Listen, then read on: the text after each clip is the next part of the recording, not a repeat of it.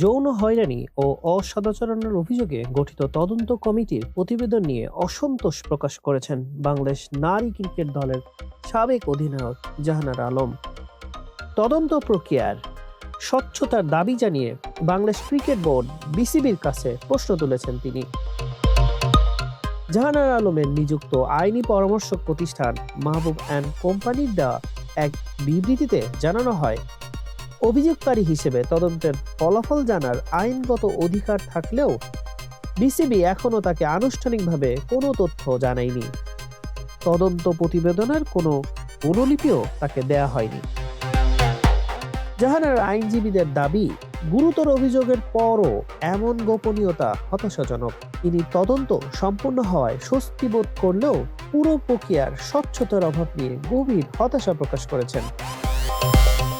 গত 4 ফেব্রুয়ারি বিসিবির এক বিবৃতিতে জানানো হয়, তদন্ত প্রতিবেদনটি বর্তমানে বোর্ডের লিগ্যাল টিমের পর্যালোচনায় রয়েছে। তবে জাহানারা আলমকে এই প্রতিবেদন দেওয়া হবে কিনা সে বিষয়ে কোনো স্পষ্ট নিশ্চয়তা দেয়নি বিসিবি। বিসিবির পক্ষ থেকে আরও জানানো হয়, তদন্ত কমিটির কাছে জাহানারা আলমের করা 4টি সুনির্দিষ্ট অভিযোগের মধ্যে 2টি অভিযোগ সত্যতা পাওয়া গেছে।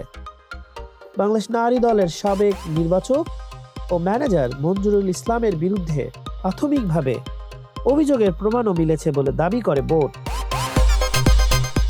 তবে কোন অভিযোগ প্রমাণিত হয়েছে সে বিষয়ে কোনো সুনির্দিষ্ট ব্যাখ্যা দেয়নি বিসিবি। এদিকে বিসিবির দাবি, তদন্ত কমিটি জাহানারা আলমের অভিযোগের ভিত্তিতে নয়, নিজস্ব উদ্যোগেই গঠন করা হয়েছিল। তবে এই দাবির প্রতিবাদ জানিয়ে জাহানারা আলম বলেন, যৌন হয়রানির আনুষ্ঠানিক অভিযোগের পর তদন্তের উদ্দেশ্যেই কমিটি গঠন করা হয়েছিল। এই ঘটনায় এখন তদন্ত প্রতিবেদন প্রকাশ ও স্বচ্ছ প্রক্রিয়া নিশ্চয়তার দাবি জানিয়েছে ক্রীড়াঙ্গন সহ সংশ্লিষ্ট মহল। হাসান শাহরিয়ার, মানব কণ্ঠ।